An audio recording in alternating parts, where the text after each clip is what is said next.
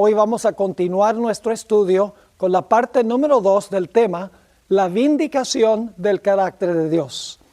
Pero antes de comenzar con un repaso de lo que estudiamos en nuestro último tema, queremos pedir la bendición de Dios. Así que les invito, por favor, con reverencia, a inclinar sus rostros para orar. Nuestro Padre y nuestro Dios, te damos gracias por el privilegio de encontrarnos en este lugar para estudiar tu santo libro que tú inspiraste hace tanto tiempo. Pedimos la compañía de tu Espíritu y tus ángeles en nuestro estudio. Ilumina nuestras mentes y abre nuestros corazones para recibir el mensaje que tienes para nosotros. Te lo imploramos en el precioso nombre de tu Hijo, Cristo Jesús. Amén. Quiero hacer un breve repaso primero de lo que estudiamos en nuestro primer tema de esta serie, Conflicto Cósmico. Estábamos notando en nuestro último estudio que hay dos conceptos especiales que distinguen el mensaje de la Iglesia Adventista del mensaje de todas las demás iglesias. La Iglesia Adventista tiene muchos puntos de doctrina en común con otras iglesias. Creemos que Cristo es el Salvador, creemos que Cristo murió, que Cristo resucitó, ascendió al cielo, va a regresar de nuevo. Pero hay ciertos conceptos que la Iglesia Adventista tiene que no comparten otras iglesias. Y hay dos puntos específicos a donde la teología adventista se distingue de la teología de todas las demás iglesias. Uno de esos puntos es el gran conflicto universal entre el bien y el mal. No un conflicto solamente aquí en la tierra, sino un conflicto universal entre el bien y el mal, incluyendo a los seres celestiales. El segundo punto que distingue a la teología adventista de todas las demás iglesias es la doctrina del santuario. Y la doctrina del santuario ilustra cómo Dios toma los pasos necesarios para resolver el problema del gran conflicto entre el bien y el mal. Leímos dos citas de la escritora más prolífica en la historia de la Iglesia Adventista, Elena White, donde ella afirmó que la doctrina del santuario es el fundamento y el pilar central de toda la teología adventista. También nos dimos cuenta que ella afirmó que el propósito del plan de la salvación no era solamente salvar al ser humano, sino el propósito era vindicar, exonerar y justificar el carácter de Dios ante el universo. Notamos en nuestro primer estudio que había seres celestiales antes que existiese cualquier ser humano en este planeta. Es decir, había habitantes en otros mundos. Y además de eso estaba la hueste angélica cuando este mundo fue creado. Eso lo leímos en el libro de Job, el capítulo 38 y los versículos 4 hasta el versículo 7. Nos dimos cuenta que antes de la creación de este mundo, había un santuario celestial con un arca del pacto. A cada lado del arca se encontraba un ángel cubridor, un querubín cubridor. Y en el centro del arca se manifestaba la gloria de Dios, la presencia de Dios. La tapa del arca se llamaba el propiciatorio y allí era que descendía la gloria de Dios. Y los querubines a cada lado cubrían con sus alas el trono de Dios representado por el propiciatorio. Nos dimos cuenta que mucho tiempo antes de la creación de este mundo, esos dos querubines que estaban a cada extremo del trono de Dios estaban en perfecta armonía con el gobierno de Dios. Pero en determinado momento, uno de esos personajes que se conoce como Lucifer se llenó de celos en contra de Jesús. Y como resultado de los celos contra Jesús, decidió guerrear en contra del gobierno de Dios. No solamente estaba involucrado Jesús en el conflicto con este personaje, sino que este personaje se levantó inclusive contra el Padre, contra Dios el Padre.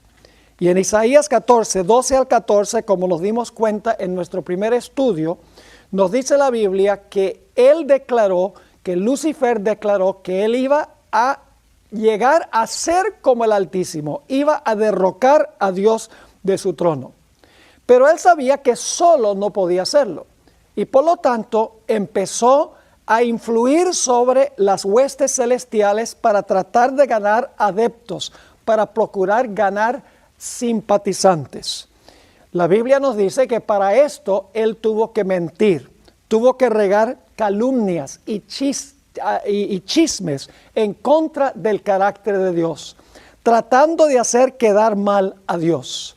Y haciendo quedar mal a Dios ante los seres celestiales, logró, según la Biblia, conquistar a una tercera parte de los ángeles celestiales. Y debemos recordar que hay millones y millones de ángeles. Es decir, Lucifer, con sus argumentos mentirosos, logró conquistar a una tercera parte de todas las huestes angelicales que se unieron con él en su rebelión. Estábamos hablando también en nuestro primer tema sobre los argumentos que lanzó Lucifer en contra de Dios. En primer lugar, dijo que Dios hace acepción de personas, porque el Padre consultó a Jesús en cuanto a la creación de este mundo, pero no consultó a Lucifer. Es decir, Lucifer declaró, Dios el Padre tiene favoritos, tiene personas que Él favorece y a otros que favorece menos. Dios le da privilegios especiales a su Hijo por encima de todos los demás. Además de eso, Lucifer acusó a Dios de guardar secretos. Decía, ¿por qué razón es que el Padre le revela ciertos secretos a su Hijo y no se los revela a todos los seres celestiales? Vimos también que Lucifer atacó la ley de Dios, declarando que era su propósito abolir la ley para que los seres celestiales pudieran tener libertad para hacer su propia voluntad. Nos dimos cuenta que Lucifer declaró que Dios era egoísta, que él quería que todos le sirvieran, pero no estaba dispuesto de levantar un solo dedo para servir a nadie. También declaró que Dios es absoluta justicia, y cualquiera que se desvía de los caminos de Dios, Dios ejecuta su justicia contra esa persona o contra ese ser y lo destruye. Declaró que Dios no puede tener misericordia con aquellos que discrepan con él. Finalmente Lucifer dijo, si ustedes me colocaran a mí en el trono, yo gobernaría mejor que Dios y todos tendrían libertad para hacer lo que ustedes quieran sin las restricciones de la ley de Dios. Y así fue que Lucifer logró conquistar a una tercera parte de los ángeles en su rebelión contra Dios, con la intención de que todos juntos derrocaran a Dios de su trono para colocar a Lucifer. La Biblia tiene nombres muy interesantes para este personaje, Lucifer, que después de su caída lo conocemos como el diablo y Satanás. La palabra diablo significa calumniador, alguien que calumnia en cuanto a la reputación de otro. La palabra Satanás significa adversario y es un nombre muy apropiado para Satanás. Significa adversario o acusador. Siempre que se usa la palabra Satanás en la Biblia, Satanás está acusando. Nos dimos cuenta que Dios decidió no destruir a Lucifer inmediatamente. Si hubiera destruido a Lucifer inmediatamente, los ángeles celestiales hubieran servido a Dios por temor y no por amor. Hubieran dicho, mire, Lucifer cuestionó a Dios y Dios lo destruyó. Mejor obedecemos a Dios o si no, nos destruye a nosotros también. Hubieran servido a Dios por temor en vez de servir a Dios por amor. Y siempre hubiera existido la posibilidad de otra rebelión, de otros seres celestiales que se iban a levantar en contra de este tal gobierno despótico de Dios, según lo había pintado Lucifer. Así que Dios decidió permitir que el pecado se desarrollara, que Satanás pudiera exhibir su estilo de gobierno, para que el universo pudiese ver el contraste que existe entre el carácter de Dios y el carácter de Satanás, entre el estilo de gobierno de Dios y el estilo de gobierno de Satanás. Para esto era necesario darle tiempo a Lucifer, a Satanás, para desarrollar sus principios y mostrar la clase de gobierno que él quería instituir. Pero Satanás tenía un problema, y es que no tenía un mundo que le sirviera de cuartel donde él pudiera llevar adelante su estilo de gobierno. Pero la Biblia nos dice que fue lanzado fuera del cielo y vino eventualmente a parar al planeta Tierra. Y estando aquí, se disfrazó detrás de una serpiente, la usó como medium, y a través de este medio engañoso logró infectar a la raza humana con el virus del pecado, con el virus de la rebelión. Es interesante notar que los mismos argumentos que usó Lucifer en el cielo, los usó en el huerto del Edén, ya siendo Satanás. En el cielo, Lucifer había dicho, seréis semejante al Altísimo. Le dice a Eva, seréis como dioses. En el cielo, Satanás había dicho que los ángeles no necesitaban restricciones, no necesitaban leyes, porque ellos mismos podían decidir qué era bueno y qué era malo. De la misma manera, en el huerto del Edén, Satanás le dijo a Eva, mira, tú no necesitas que Dios te defina qué es bueno y qué es malo. Si tú comes del fruto, tú vas a ser como Dios, sabiendo el bien y el mal. No tienes que depender de Dios para que te diga qué es bueno y qué es malo. Tú misma vas a saber qué es bueno y qué es malo. Así fue que Eva decidió comer del fruto del árbol. Y como resultado, la Biblia nos dice que el pecado entró al mundo. Pero faltaba todavía para Satanás conquistar al que era el padre y representante de la raza humana. No era suficiente conquistar a Eva, porque Eva no era el padre y el representante de la raza, era Adán. Satanás necesitaba quitarle el trono y el dominio y el territorio a Adán. Así que después de llevar a Eva al pecado, la Biblia nos dice que Eva fue a donde Adán y Adán cedió a la tentación que le lanzó Eva, y Adán de esta manera perdió su trono y perdió su territorio. Es decir, Satanás ahora tenía un planeta a donde él podía desarrollar su estilo de gobierno, donde él pudiera desarrollar los principios del carácter de él. Y Dios permitió que él estableciera su solio aquí en este planeta y le dio la capacidad de demostrar cómo hubiera sido el gobierno de él si hubiese tomado el trono de Dios a nivel universal. Yo creo que todos estaríamos dispuestos a decir que el gobierno de Satanás ha sido un absoluto desastre. ¿Qué tal si hubiera tenido éxito en quitarle el trono a Dios? Todo el universo sería un desastre, pero no lo sabríamos al menos que Dios hubiese permitido que Satanás tomara dominio sobre el planeta y exhibiera los principios de su gobierno. En realidad, mis queridos amigos, el gran conflicto entre el bien y el mal es un conflicto que está siendo observado por los seres celestiales. En nuestro último tema leímos varios versículos que indican que los seres celestiales están muy involucrados en la problemática que existe en este mundo. Leímos, por ejemplo, 1 Corintios, el capítulo 4 y el versículo 9, donde dice que este mundo es un teatro, este mundo es un espectáculo al universo, a los ángeles y también a los seres humanos. Colosenses 1, 19 y 20 dice que Dios tiene que reconciliar con Él no solamente lo que está en la tierra, sino también lo que está en el cielo. Nos dimos cuenta que los seres celestiales se gozan cuando un pecador se arrepiente.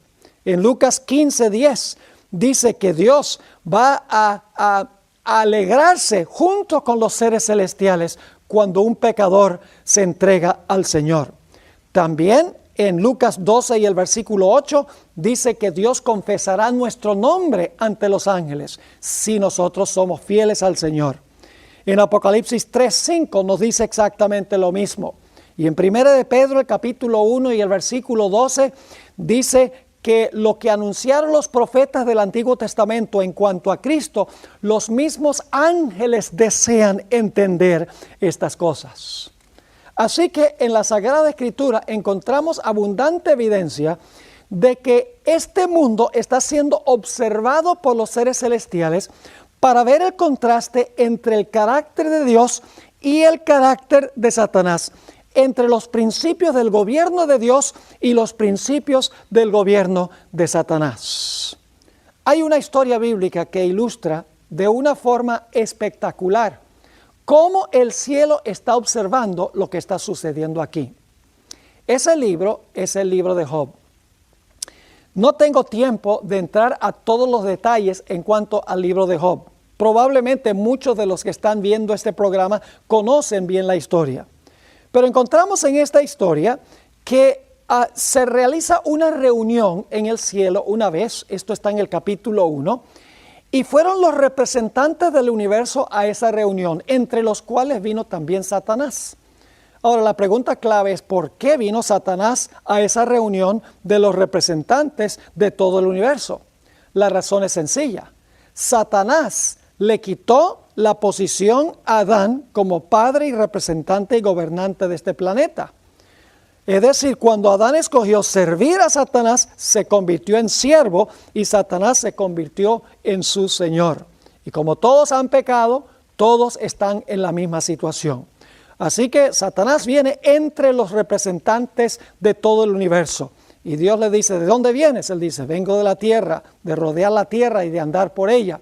Y entonces Dios le dice, tú no has visto a mi siervo Job, hombre recto, varón temeroso de Dios, varón apartado del mal. Satanás le dice, pero es porque tú lo rodeas de toda clase de bendición, lo proteges, lo prosperas.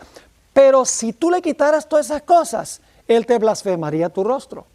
La Biblia nos dice que todo el cielo está observando lo que está sucediendo en esta historia. Dios le dice a Satanás, tú dices eso, está bien, yo te voy a permitir que tú le quites todo lo que tú quieras quitarle. Y verás que todavía me será fiel. Y todos conocemos la historia. Satanás salió, le quitó todo lo que Job tenía, incluyendo a sus hijos. Y Job dijo, Dios dio y Dios quitó. Sea alabado el nombre del Señor. En esto no pecó Job. Yo me imagino los seres celestiales en ese momento dijeron, ve, Dios tiene razón. Job permaneció fiel a Dios, aunque Satanás le quitó todo. Todavía sigue fiel a Dios. Dios tiene razón. Se celebra una segunda reunión en el cielo, un segundo concilio celestial. Van todos los representantes del universo al concilio celestial, entre los cuales va también Satán. Y se entabla una nueva conversación y Dios dice, ¿de dónde vienes? Satanás dice, bueno, vengo de la tierra y de rodear por ella. Y Dios le dice, ¿no has considerado a mi siervo Job que aún conserva su integridad cuando tú me volcaste en contra de él? Y Satanás le dijo, bueno, lo que pasa es que tú no me dejaste tocarlo a él. Si tú me hubieras dejado tocarlo a él, tú verías que él te blasfemaría a tu rostro. Recuerden que todos los seres celestiales están observando lo que está sucediendo en esta historia para ver quién tiene razón. ¿Será que Dios tiene razón o será que Satanás tiene razón? Dios le dice a Satanás en presencia de todos los testigos del concilio celestial, te doy permiso para que tú lo aflijas en la forma que tú quieras. Lo único que te prohíbo es que les quites la vida, porque si le quitas la vida, la prueba se terminó. La Biblia nos dice que Satanás salió y afligió a Job con una sarna maligna desde la punta de la cabeza hasta la punta de los pies, que se rascaba con una teja. Y sin embargo la Biblia nos dice que Job permaneció fiel a Dios. Después de esto perdió el apoyo de su esposa, perdió el apoyo inclusive de sus mejores amigos y parecía que había perdido también el apoyo de Dios. Pero Job declaró, aunque me matare, aún en él confiaré. Los seres celestiales estaban viendo el contraste entre el carácter de Dios y el carácter de Satanás. Estaba viendo que Satanás es un destructor, es malvado, que causa enfermedad, que causa destrucción, muerte y desolación. Y estaban viendo que Dios es exactamente lo contrario. Estaban captando una visión, todos los seres del concilio celestial, en cuanto a cómo es Dios y cómo es Satanás. Esta historia es extraordinaria y nos ilustra qué es lo que está pasando en este gran conflicto entre el bien y el mal. Así que el propósito del plan de la salvación es exonerar a Dios.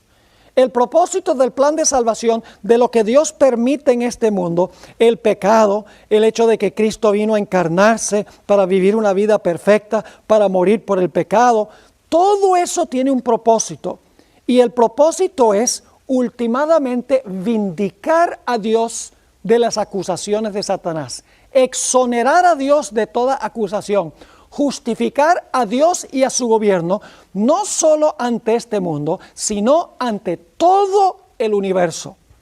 Es decir, el propósito del plan de salvación es mucho más amplio y profundo que el de salvar al ser humano. En realidad, en el proceso de salvar al ser humano, Dios está mostrando cómo es su carácter en contraste con Satanás. Cómo son los principios de su gobierno en contraste con los principios del gobierno de Satanás. Y los seres del universo, al ver el contraste entre los dos, llegan a la conclusión de que Dios tiene razón y Satanás es un mentiroso. Ahora, quiero mencionar que hay varios grupos que están envueltos en esta gran controversia. Quiero mencionar esos grupos. En primer lugar, está involucrado Dios. Dios es el acusado en esta historia. Como hemos visto, Satanás lanzó una serie de acusaciones contra Dios. Es decir, el que necesita ser exonerado, el que necesita ser vindicado, es Dios. El que debe ser justificado ante el universo es Dios. Así que lo primero que quiero que notemos es que el acusado de toda esta situación es Dios. Pero hay otros seres involucrados también. Tenemos a los seres celestiales que son fieles a Dios. Entre esos seres celestiales que son fieles a Dios, que están observando lo que está sucediendo, tenemos en primer lugar a la hueste angelical. La Biblia dice que son millones y millones de ángeles que hay en el cielo.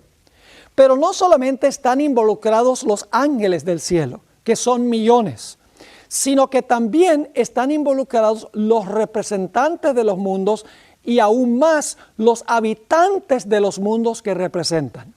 Es decir, que en el cielo hay millones de seres que son leales a Dios, que se dividen en dos grupos, los habitantes de los mundos y la hueste angélica. Ellos están involucrados en este gran conflicto porque aunque son leales, están en el cielo observando lo que está sucediendo en esta gran controversia. Un segundo grupo que está involucrado en este problema universal del pecado son los seres terrenales que son fieles a Dios. Hay seres humanos terrenales que son fieles a Dios. Algunos de ellos ya han muerto, murieron siendo fieles al Señor. Otros están vivos y estarán vivos algunos cuando el Señor Jesucristo venga en poder y gloria. Es decir, los justos que han muerto y los justos que están vivos y que estarán vivos están también envueltos en el conflicto y están observando cómo Dios resuelve el problema del pecado. Están observando el contraste entre el carácter de Dios y el carácter de Satanás, entre el estilo de gobierno de Dios y el estilo de gobierno de Satanás. Así que el acusado es Dios. En segundo lugar, están involucrados los seres celestiales, que son los ángeles y los habitantes de los mundos. Están involucrados también los seres terrenales, tanto los que murieron siendo fieles como los que están y estarán vivos siendo fieles a Dios. Hay un tercer grupo que está involucrado en esta gran controversia y son seres celestiales infieles. Estos son Satanás y sus ángeles. Les digo seres celestiales porque originalmente estaban en el cielo, pero todos sabemos que fueron lanzados fuera del cielo. Pero son seres celestiales infieles. Ellos están involucrados en esta gran controversia, porque Satanás es el general y sus ángeles hacen lo que dice el general. Ellos son los que están causando el mal, son los que están gestionando el mal, son los que están dirigiendo el gobierno de Satanás con el estilo que nosotros estamos viendo el día de hoy. Así que el tercer grupo que está involucrado son los seres celestiales infieles, Satanás y sus ángeles. Un cuarto grupo de seres son los impíos que viven en el planeta Tierra. Los que no han recibido a Jesús como Salvador, aquellas personas que son en realidad instrumentos en las manos de Satanás porque han rechazado a Cristo como Salvador, están involucrados en esta gran controversia también. Así que tenemos varios grupos involucrados en todo el universo en este problema del pecado. Tenemos a los seres celestiales fieles que habitan en el cielo, que son los ángeles y los habitantes de otros mundos. En segundo lugar, tenemos los seres terrenales que han sido fieles antes de su muerte y que serán fieles estando vivos inmediatamente antes de la segunda venida de Jesús. Nos hemos dado cuenta que también hay seres celestiales infieles, que son Satanás y sus ángeles. Y luego hay seres terrenales infieles, que son los impíos que cumplen los designios de Satanás. Ahora, Dios resuelve el problema del pecado en el juicio. Y vamos a encontrar en nuestro estudio que el juicio consta de 3 pasos específicos. El propósito del juicio no es informar a Dios. Dios no necesita abrir los libros para averiguar qué ha hecho cada persona en este mundo. Eso no es necesario, porque la Biblia dice que Dios conoce el fin desde el principio. El propósito del juicio no es para informar a Dios, porque Dios es omnisciente. El propósito del juicio es aclarar cualquier duda que pueda haber en las mentes de los seres celestiales y de los seres terrenales en cuanto al carácter de Dios. Ahora, debo decir, para la mayoría de los cristianos, el juicio es un evento. El juicio es un evento. Pero la Biblia no enseña que el juicio es un evento. La Biblia enseña que el juicio es un proceso. Es un proceso que consta de 3 pasos específicos. Y ustedes se preguntarán, ¿un proceso? Les explico. La Biblia enseña que el proceso del juicio comenzó en el año 1844. Allí se comenzó con el juicio de aquellos que han muerto en Cristo desde el principio del mundo. Ese juicio concluirá con los que estarán vivos inmediatamente antes de cerrarse la puerta de la gracia o la puerta de la oportunidad. Es decir, en 1844 comienza el juicio de los justos y ese juicio continúa hasta el momento cuando se cierra la puerta de la gracia. Obviamente ha pasado un largo tiempo desde 1844. No sabemos cuándo terminará el periodo de gracia, pero durante estos 2 puntos, empezando en 1844 y terminando con el cierre de gracia, el juicio se está realizando en el cielo examinando el caso de cada persona que profesó el nombre de Cristo como Salvador personal. Esto lo vamos a desmenuzar un poco más adelante en esta serie. Por ahora quiero que capten el cuadro general que estamos tratando de pintar. Así que el proceso ya ha durado largo tiempo, desde 1844. Continuará hasta el cierre de la puerta de la gracia. Ese es el primer paso en el proceso del juicio. Pero hay un segundo paso en el proceso del juicio. Ese es un juicio que se realiza durante los 1000 años después de la segunda venida de Jesús. Lo que sucede es que el juicio comienza en 1844, continúa y termina cuando se cierra la puerta de la gracia. Después de cerrarse la puerta de la gracia viene un periodo corto cuando caen las plagas.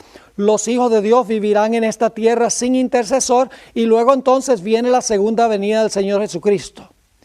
Y cuando Jesús venga, va a llevar a su pueblo al cielo. Todo esto lo vamos a estudiar y lo vamos a ver desde una perspectiva bíblica. Ahora quiero que vean el cuadro. Cuando Cristo venga por segunda vez, Él va a llevarse a los fieles que murieron en Él y a los fieles que están vivos al cielo. Y entonces viene la segunda etapa del juicio, el juicio milenial. Y ustedes dirán, pero pastor, ¿la Biblia habla de un juicio milenial? En unos momentos les voy a leer los versículos que describen el juicio milenial y les voy a también leer un texto sobre el juicio que se está realizando ahora mismo también en el cielo desde 1844. Ahora, ¿cuál es el tercer paso del juicio, del proceso del juicio? Después de los 1000 años, la Biblia nos dice que va a descender la Nueva Jerusalén y entonces se va a realizar una última etapa del juicio. Nuevamente los libros se van a abrir. Y yo sé que ustedes se están preguntando, pero Pastor Bor, ¿por qué razón hay 3 etapas o 3 pasos del juicio? ¿Por qué tenemos una etapa del juicio que comienza en 1844 y termina cuando se cierra la puerta de la gracia? Luego otra etapa del juicio durante el periodo de los 1000 años con los santos en el cielo. Y luego otra etapa del juicio después de los 1000 años. ¿Por qué Dios no sencillamente hace una etapa y se terminó el asunto? Lo primero que quiero hacer son leer los versículos que presentan estos pasos del juicio. El libro de Apocalipsis nos presenta estas 3 fases o estos 3 pasos del proceso del juicio. Recuerden, el juicio no es un evento, el juicio es un proceso que comienza en 1844 con los que profesaron el nombre de Cristo y termina cuando se cierra la puerta de la gracia o de la oportunidad. Cuando se cierra la puerta, ya Cristo ha demostrado al universo todos los que son suyos.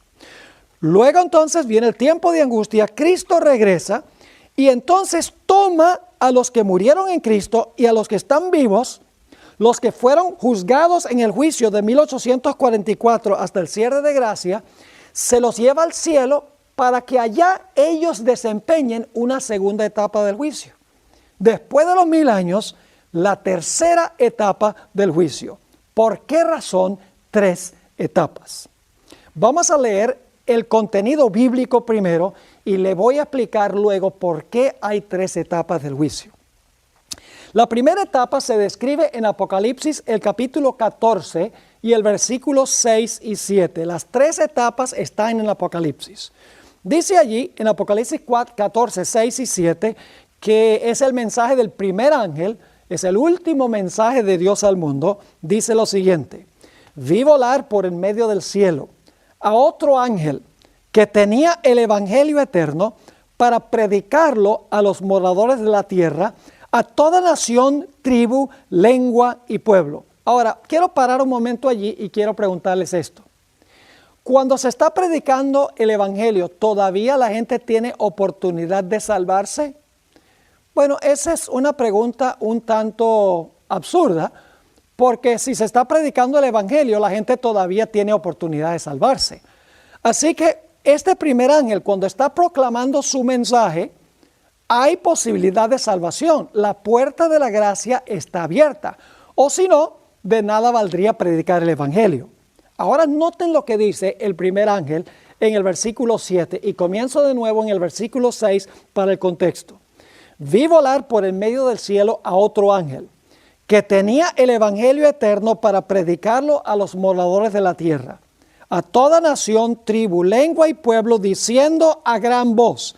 El ángel que está predicando el evangelio ahora va a decir algo a gran voz. ¿Qué dice?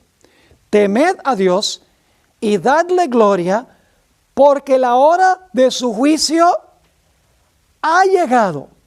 Note que no dice, la hora de su juicio llegará en el futuro. Mientras el mensaje del primer ángel se está anunciando, llega el momento del juicio. El juicio comienza mientras la puerta de la gracia está todavía abierta. Por eso la Iglesia Adventista enseña que en 1844 comienza el juicio y termina cuando se cierra la puerta de la gracia. El juicio transpira mientras que se está predicando el Evangelio. Leo de nuevo. Vi volar por en medio del cielo a otro ángel, que tenía el Evangelio eterno para predicarlo a los moradores de la tierra, a toda nación, tribu, lengua y pueblo, diciendo a gran voz, temed a Dios y dadle gloria, porque la hora de su juicio ha llegado, y adorad a aquel que hizo el cielo y la tierra, el mar y las fuentes de las aguas. Claramente, Apocalipsis 14, 6 y 7 nos indica que el juicio comienza mientras se está predicando el Evangelio. La Iglesia Adventista, conforme a la profecía de Daniel 8:14, hasta 2300 días y el santuario será purificado, y a la luz de Levítico 23, sabemos que ese juicio comenzó en cierto día, cierto mes y cierto año. Comenzó el 22 de octubre del año 1844.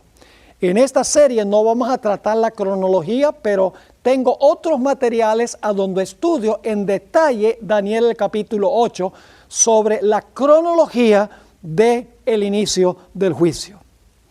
Ahora, mencioné también que después del tiempo de angustia, el pueblo de Dios será llevado al cielo. Cristo vendrá, llevará a su pueblo a la casa del Padre. Y entonces allá en el cielo, sus hijos van a juzgar. Y ustedes dicen, ¿la Biblia dice eso? ¿Cómo no? En Apocalipsis 20 y el versículo 6 nos dice lo siguiente. Y vi tronos, y se sentaron sobre ellos los que recibieron la facultad de juzgar. Fíjense que se van a sentar sobre tronos gente que tiene la facultad de juzgar, es decir, recibieron la capacidad de juzgar. Y luego sigue diciendo, y vi las almas de los decapitados por causa del testimonio de Jesús y por la palabra de Dios, los que no habían adorado a la bestia ni a su imagen, y que no recibieron la marca en sus frentes ni en su mano, y vivieron y reinaron con Cristo 1000 años. Noten aquí que nos dice que los que murieron en Cristo, y obviamente creemos que también los que están vivos cuando Cristo venga, dice que recibieron la facultad de juzgar. Y dice que vivieron y reinaron con Cristo 1000 años. Ahora la pregunta clave es, ¿a quién van a juzgar los fieles de Dios durante el periodo de los 1000 años? La Biblia tiene la respuesta. En 1 Corintios 6, 1 al 3, y debo repetirles, todos estos detalles los vamos a estudiar en esta serie. Vamos a ir cronológicamente de cómo Dios paso por paso resuelve el problema del mal. Ahora solamente estamos introduciendo el tema para que puedan ver el panorama general de este asunto. ¿A quiénes van a juzgar durante los 1000 años? Los fieles de Dios que fueron llevados al cielo por Jesús cuando Él regresó por segunda vez.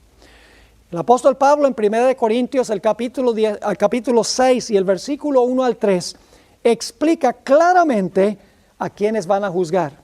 Ahí el apóstol Pablo dice, ¿no sabéis que los santos han de juzgar al mundo? Ahora, cuando dice juzgar al mundo, la palabra mundo no se refiere a la composición material del planeta, sino que se refiere a aquellos que son mundanos, aquellos cuyo enfoque de su vida está en este mundo, es decir, los impíos, los que no recibieron la salvación. Dice, ¿no sabéis que los santos han de juzgar al mundo? Y luego dice, ¿no saben ustedes, los corintios, que los santos juzgarán a los ángeles? Inmediatamente nos preguntamos, ¿a cuáles ángeles? No puede ser que los salvos van a juzgar a los ángeles buenos, porque los ángeles buenos no necesitan ningún juicio. Obviamente, cuando dice el apóstol Pablo que los santos juzgarán al mundo, significa que van a juzgar a los impíos que se quedaron en la tierra cuando Jesús se llevó a los salvos al cielo.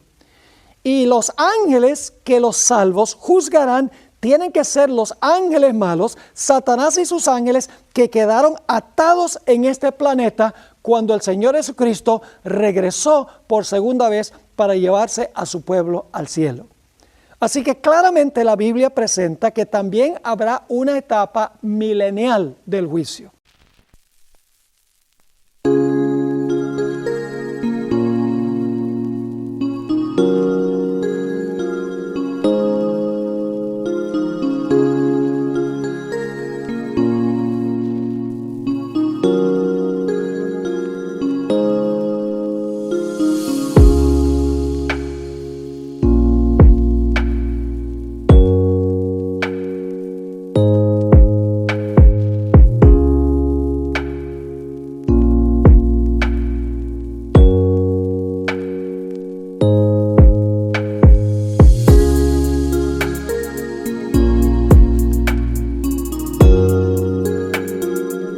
Así que hemos visto que el juicio comienza mientras el evangelio se está predicando.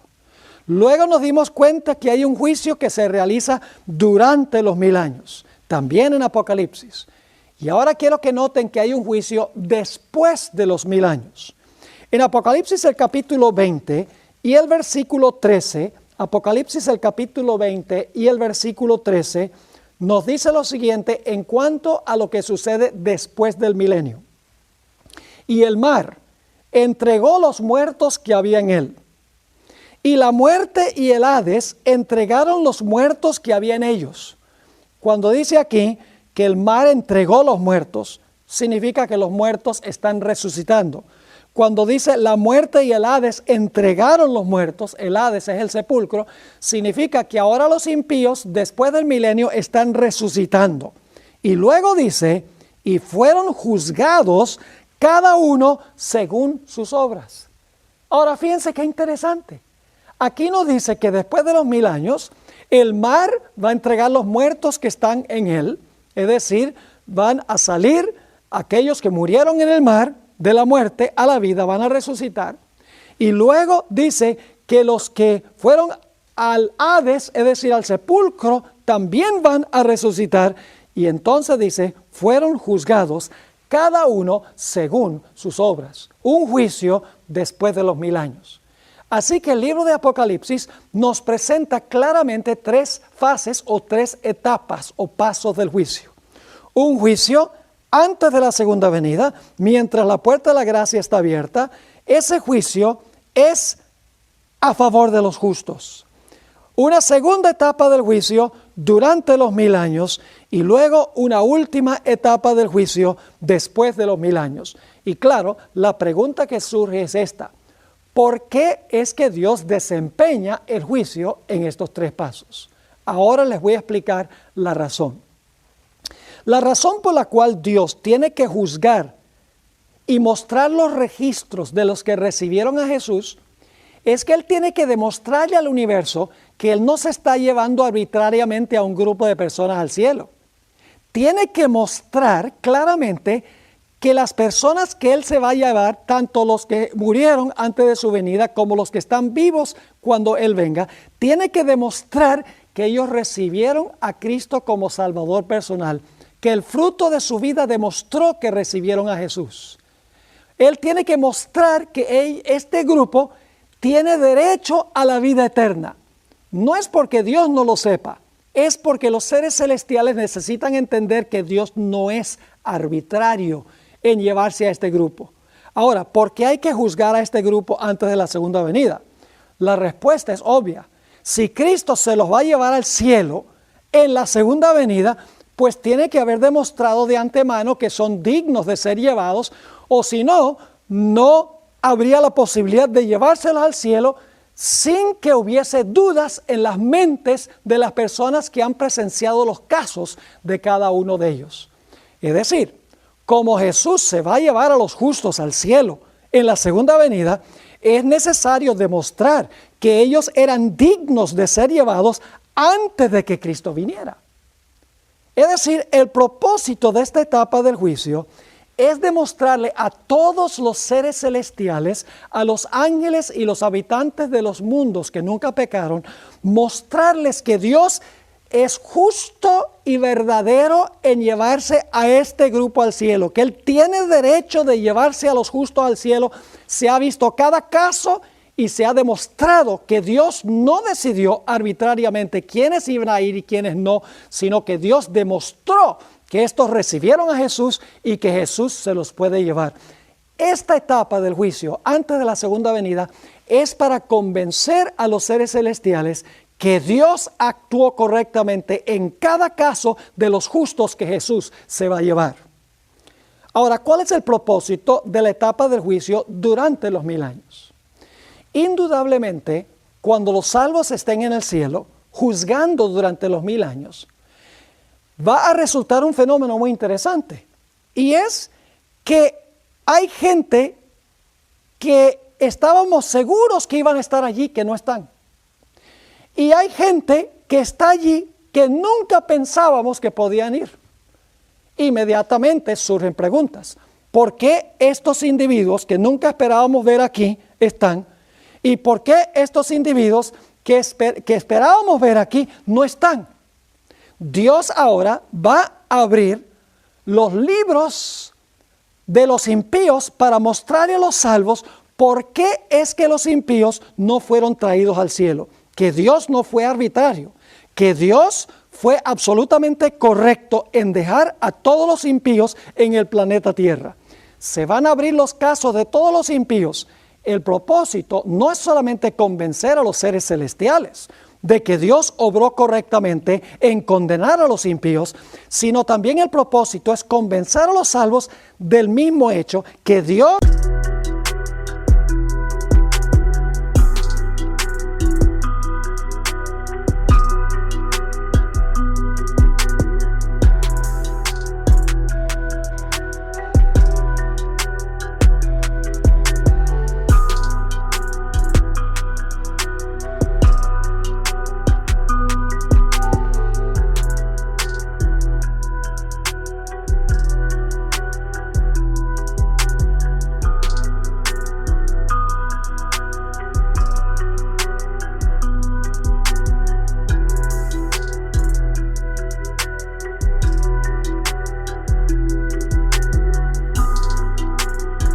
actuó correctamente en dejar en el planeta muertos a los impíos por no haber recibido a Jesús como Salvador personal.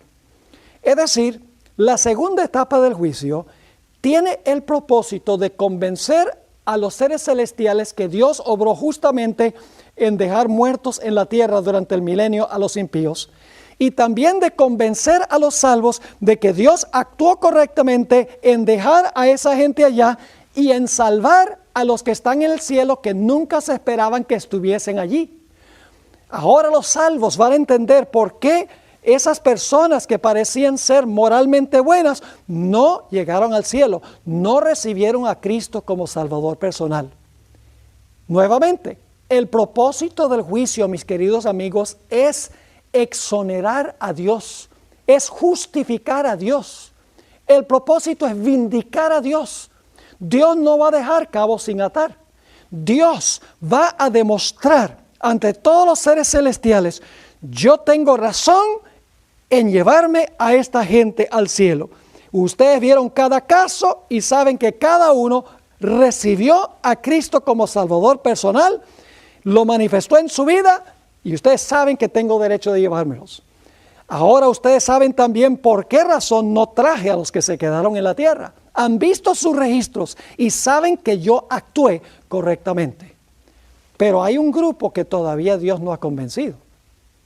El grupo que todavía no ha convencido son los impíos y Satanás y sus ángeles. Ha convencido a todos los seres celestiales en cuanto a su justicia en salvar a los que se fueron al cielo y condenar a los que se quedaron en la tierra. Pero todavía resta por convencer a los impíos de por qué ellos se perdieron y mostrarle a Satanás y a sus ángeles el fruto de su rebelión. Por esa razón, después de los 1000 años, los otros muertos, que representan a los impíos, van a resucitar de los muertos. Todos los seres que jamás hayan vivido en la historia del planeta Tierra, todos los impíos van a estar fuera de la santa ciudad, de todas las épocas. Y ahora viene la tercera etapa del juicio, del cual leímos en Apocalipsis 20 y el versículo 13. Ahora Dios, en visión panorámica por encima de la ciudad, le va a mostrar a Satanás y a sus ángeles y a los impíos toda la historia de la raza humana. Y va a mostrar las decisiones que cada uno de ellos tomaron en el curso de la historia de la raza humana. Le va a mostrar a los impíos las oportunidades de salvación que tuvieron y cómo rechazaron esas oportunidades. Dios les va a mostrar los frutos lóbregos de la obra de Satanás y sus ángeles. Es decir, ahora Dios va a demostrarle a los impíos y a Satanás y a sus ángeles que Él fue justo en condenarlos. Y el momento climático de la historia de este mundo es cuando toda rodilla se doblará y toda lengua confesará que Jesucristo es el Señor, para la gloria de Dios el Padre. Todo el universo va a decir: justos y verdaderos son tus caminos, oh Jehová. El propósito del juicio después de los 1000 años es convencer a los impíos y a Satanás y a sus ángeles que Dios obró correctamente en el gran conflicto entre el bien y el mal. Solo en ese momento estarán todos los grupos convencidos que Dios actuó bien. Los seres celestiales habrán visto cada caso, estarán convencidos que Dios hizo bien en salvar a un grupo y en condenar al otro grupo. Han visto la historia de Satanás también. Los salvos que fueron al cielo durante los 1000 años también entenderán perfectamente que Dios condenó a los impíos justamente, que les dio la oportunidad de salvación.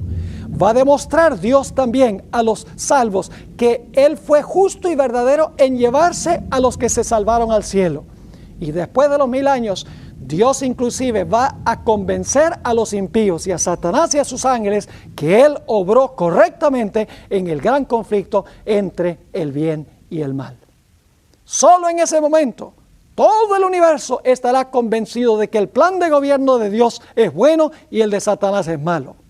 Todos estarán convencidos de que Dios es bueno en su carácter, mientras que Satanás es malévolo en su carácter. Solo en ese momento podrá Dios terminar con el pecado y con los pecadores.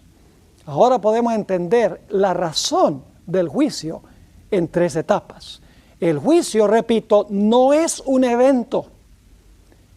La Biblia dice que es un proceso. Yo sé que algunos usan el credo que Cristo vendrá a juzgar a los vivos y a los muertos. Es decir, en su segunda venida el juicio, y ya eso no lo enseña la Biblia. La Biblia enseña que el juicio es un proceso. Ahora, quiero recalcar un último punto antes de terminar.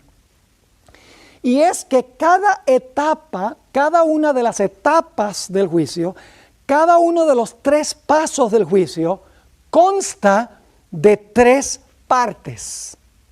Y ustedes dicen, cada etapa consta de 3.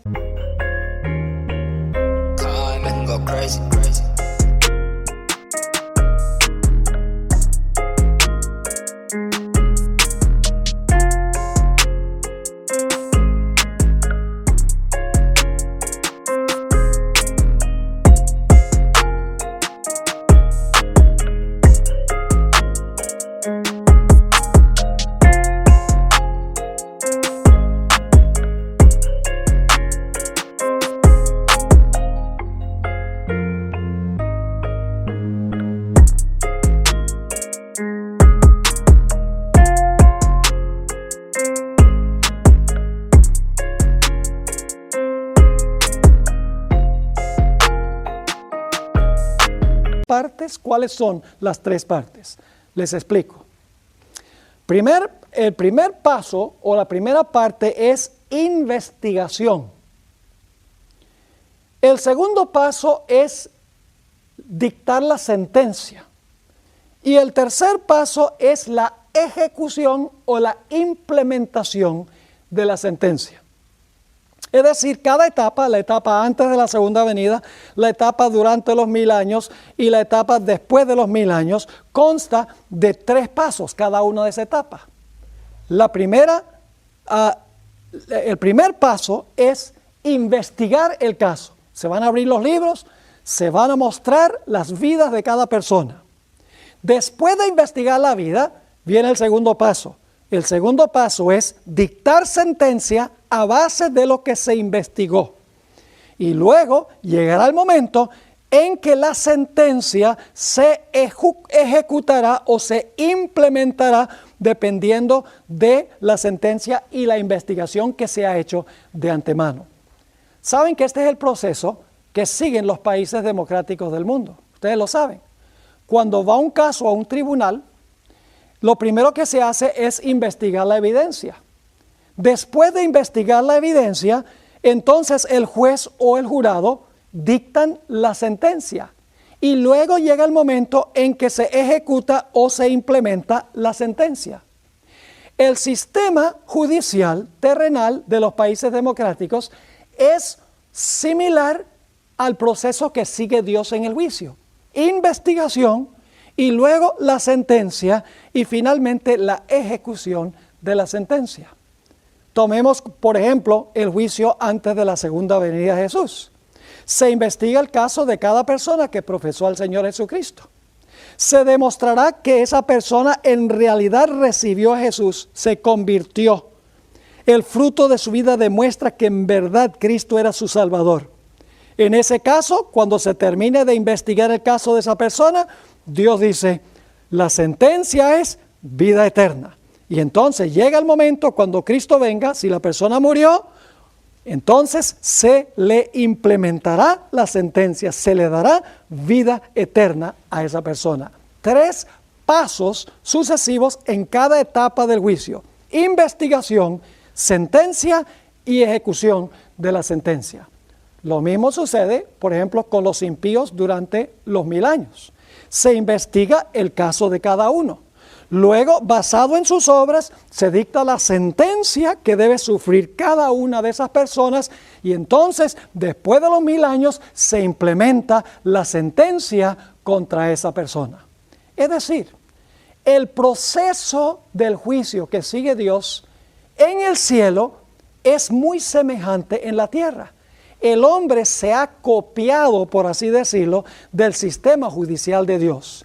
Investigación, dictar la sentencia y luego entonces la ejecución de la sentencia. Espero que lo que hemos estudiado les haya quedado claro. Ahora quiero aprovechar para introducir brevemente nuestro próximo tema. La ley de Dios exige absoluta perfección.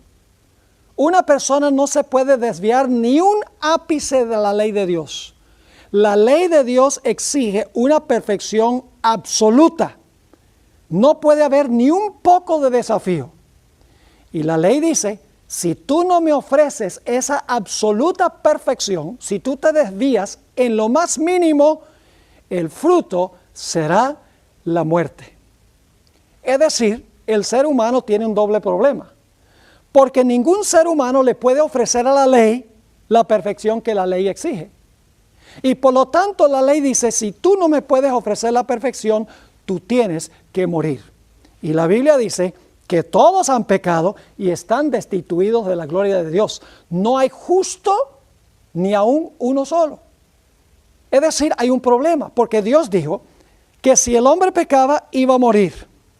Todos estamos sujetos a muerte porque todos hemos pecado según la Sagrada Escritura. Entonces, ¿cómo podía Dios resolver este problema?